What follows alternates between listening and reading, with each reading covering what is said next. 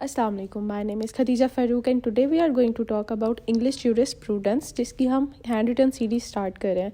सबसे पहले अगर हम बात करें ज्यूरिस्प्रूडेंस क्या है, ये मदर ऑफ़ ऑल लॉज है। हम लोग अगर कोई भी लॉ की बात करते हैं तो उसकी हिस्ट्री हम लोगों को ज्यूरिस्प्रूडेंस से ही मतलब इससे गुजर के ही हम लोगों को लॉ की हर चीज़ मिलती है।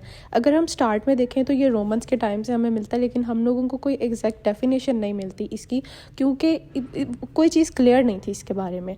लेकिन अगर हम आज के दौर में देखें तो हम लोगों को बहुत से पॉइंट ऑफ व्यूज़ मिलते हैं, हम लोगों को बहुत सी डेफिनेशंस मिलती हैं, हम लोगों को ज्यूरिस्प्रूडेंस के ऊपर बहुत सारा काम मिलता है। अगर हम फ्रेंच के टाइम में देखें तो फ्रेंच के टाइम में ज्यूरिस्प्रूडेंस को केस लॉज के साथ रेफ़र किया जाता था। तो ज्यूरिस्प्रूडेंस जो है ये with the passage of time बहुत ब्रॉडर सेंस मिली है इसको। और अगर हम आज के दौर की बात करें तो ज्यूरिस्प्रूडेंस को हम क्या कहते हैं कि ये स्टडी ऑफ लॉ है, और उसके साथ साथ लॉ को एनालाइज करना लीगल तरीके से, और जितने भी लॉज मौजूद हैं उनकी एक्सप्लेनेशन, उनका analysis with morality, history, cultural values. अब बात करते हैं मीनिंग ऑफ ज्यूरिस्प्रूडेंस की। तो ज्यूरिस्प्रूडेंस का मतलब होता है थिंकिंग या फिर फिलॉसफी ऑफ लॉ, जो भी हम लॉ के बारे में करते हैं। अगर डेरिवेशन की बात करें कि ये लफ्ज़ कहाँ से निकला है, तो ज्यूरिस्प्रूडेंस का लफ्ज़ जो है ये लैटिन वर्ड से निकला है, जिसको हम ज्यूरिस्प्रूडेंशिया बोलते हैं। ज्यूरिस्प्रूडेंशिया भी दो लफ्ज़ों से निकला है, एक तो ज्यूरिस और दूसरा प्रूडेंशिया। अब ज्यूरिस का मतलब होता है लॉ और प्रूडेंशिया का मतलब होता है नॉलेज या फिर फ़िलॉसफी। तो इनको मिला के पढ़ें तो फ़िलॉसफी ऑफ लॉ या फिर नॉलेज ऑफ लॉ जो होता है उसको हम कहते हैं ज्यूरिस्प्रूडेंस, क्योंकि jurisprudence mother of all laws है, तो सारा कुछ इसके अंदर ही आएगा। अब हम बात करते हैं डेफिनेशंस ऑफ ज्यूरिस्प्रूडेंस की। मैंने अपनी तरफ से कुछ ईजी डेफिनेशंस लिखने की कोशिश की है, लेकिन आप लोगों ने, अगर आप लोगों को कोई और आसान लगती है डेफिनेशन तो वो उठा लेनी है, चाहे वो किसी भी बुक या की बुक से हो। तो ब्लैक्स लॉ डिक्शनरी कहती है कि ज्यूरिस्प्रूडेंस फिलॉसफी ऑफ लॉ है जो कि पॉजिटिव लॉ के साथ डील करता है, और लीगल रिलेशंस क्या हैं लॉ के उसके साथ डील करता है। पॉजिटिव लॉ क्या होता है, मैन मेड लॉ को हम पॉजिटिव लॉ बोलते हैं। तो जो भी मैन मेड लॉ होगा उसके जितने भी प्रिंसिपल्स होंगे वो ज्यूरिस्प्रूडेंस में आएंगे। Now Austin definition. ऑस्टन कहता है कि jurisprudence is the philosophy of positive laws. वही बात कि वही कह रहा है कि पॉजिटिव लॉज यानी कि मैन मेड लॉज की जो भी फिलॉसफी है वो ज्यूरिस्प्रूडेंस है। अब डाइसी क्या कहता है इसके बारे में, क्योंकि डाइसी का एक बहुत अहम रोल है इसके अंदर। वो कहता है कि ज्यूरिस्प्रूडेंस एक ऐसी पर्टिकुलर मेथड ऑफ स्टडी है लॉ की जो कि किसी एक कंट्री की नहीं बल्कि जनरली जितने भी नेशंस हैं ना उन सब के लॉज के साथ डील करती है। Next heading is nature of jurisprudence. तो ज्यूरिस्प्रूडेंस जो है ये कोई लिमिटेड चीज़ नहीं है, ये बहुत डायनामिक, बहुत ब्रॉड एक इसका स्कोप है।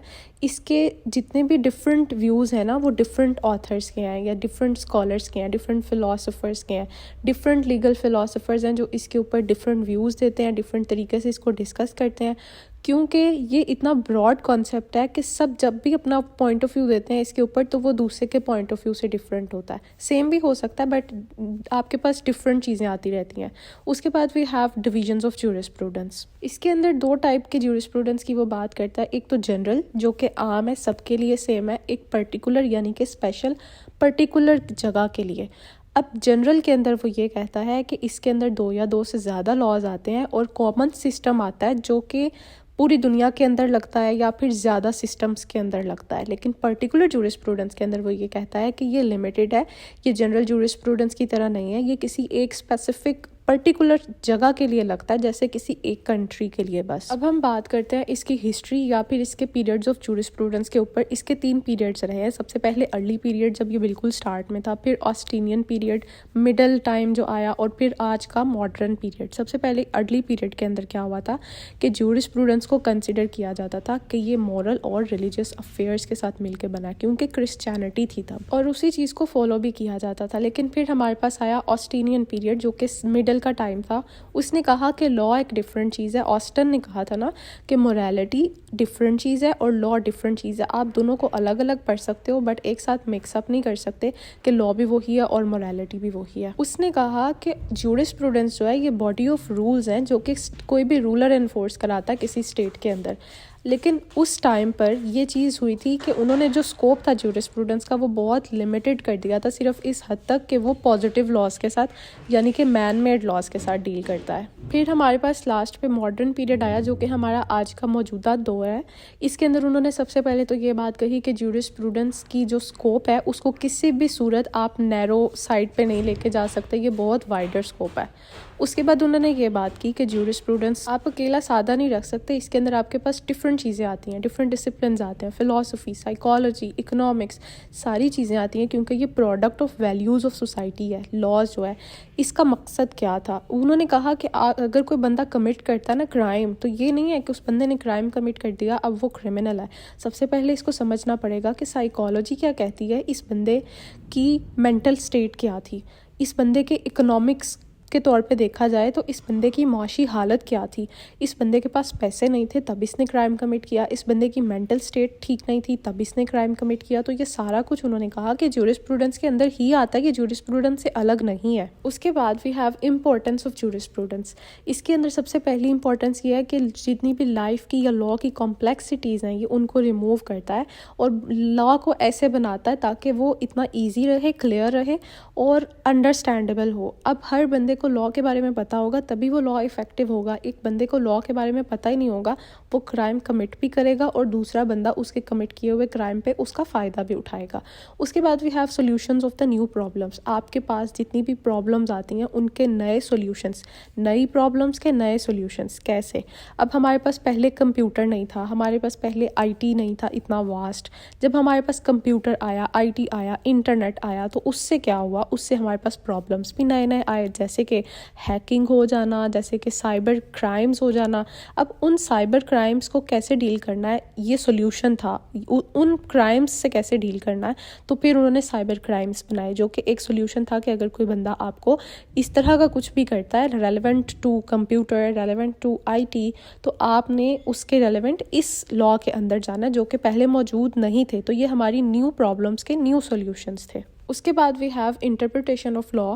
इंग्लिश ज्यूरिस्प्रूडेंस का ये काम भी है कि वो लॉ को इंटरप्रेट करे, क्योंकि लॉयर्स और लीगल जितने भी आपके अथॉरिटीज़ और सारा कुछ होता है ना, इनके लिए आसानी पैदा होगी। इसके अंदर आप डायग्राम भी बना सकते हैं, जितने आपके यहाँ पर इम्पोर्टेंस के अंदर चीज़ें आ रही थी एक पेज पे आप बना देंगे तो एग्जामिनर जो चेक कर रहा होगा, जो चेकर होगा, उसको ये पता होगा कि आपने आगे किन किन पॉइंट्स को डिफाइन किया, तो वो यहीं से देखकर पता कर लेगा इन सारी चीज़ों के बारे में भी। अब चलते हैं next point, that is training of mind. Training of mind के अंदर हमारे पास ये चीज़ आती है कि हम लोगों को इस चीज़ का पता होगा कि अगर हम किसी भी लीगल प्रॉब्लम में फंस जाते हैं, उसका कोई लीगल वे आउट हम निकाल सकते हैं थ्रू लीगल प्रोविजंस और लीगल वे में। तो हम लोग अगर किसी प्रॉब्लम में फंसेंगे तो हमारे पास लॉ मौजूद है, सेटिस्फैक्शन आ जाती है। उसके बाद we have grip on legal language and terminology and grammar. अब होता क्या है कि हम बार बार एक ही लफ्ज़ इस्तेमाल करते हैं, इतने लंबे लंबे के किसी भी बंदे का हक है या किसी, मतलब हम जब तक उसको एक लफ्ज़ नहीं बनाएंगे, लीगल टर्म्स नहीं सेट करेंगे, लीगल ग्रामर नहीं बनाएंगे, लीगल टर्मिनोलॉजी, लीगल लैंग्वेज को समझने के लिए राइट क्या होता है, हक क्या होता है, इन सब चीज़ों को इसके अंदर डिस्कस किया जाता है। उसके बाद टू स्टडी फॉरेन लॉ, क्योंकि हर लॉ दूसरे लॉ से मिलता जुलता होता है, तो इस चीज़ को समझने के लिए हम लोग फॉरेन लॉज को भी पढ़ेंगे, लॉयर्स भी पढ़ेंगे, तो वो इंग्लिश ज्यूरिस्प्रूडेंस के अंदर ही आएगा। उसके बाद फिर हैव कंक्लूजन, हम इस सारे क्वेश्चन को कंक्लूड करेंगे अपने, क्योंकि ये हमारा बड़ा ईजी सा क्वेश्चन था और बड़ा मज़े का क्वेश्चन था जिसको मैंने हैंड रिटन लिखा है। आप लोग इसके अंदर चेंजिंग भी कर सकते हैं। ये सिर्फ एक फॉर्मेट था आपके लिए समझने के लिए कि इंग्लिश ज्यूरिस्प्रूडेंस क्या है, इसकी इंपॉर्टेंस क्या है।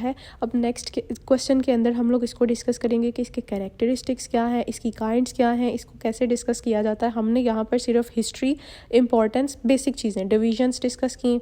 और आप एक चीज़ याद रखिएगा कि जो ज्यूरिस्प्रूडेंस होती है that is mother of all laws. अगर आपको कोई भी चीज़ समझ नहीं आई इस क्वेश्चन के अंदर या कोई भी रिलेटेड टू पेपर प्रेजेंटेशन, तो आप नीचे कमेंट कर सकते हैं, मैं आपको उसका जवाब दे दूँगी। Thank you so much for watching.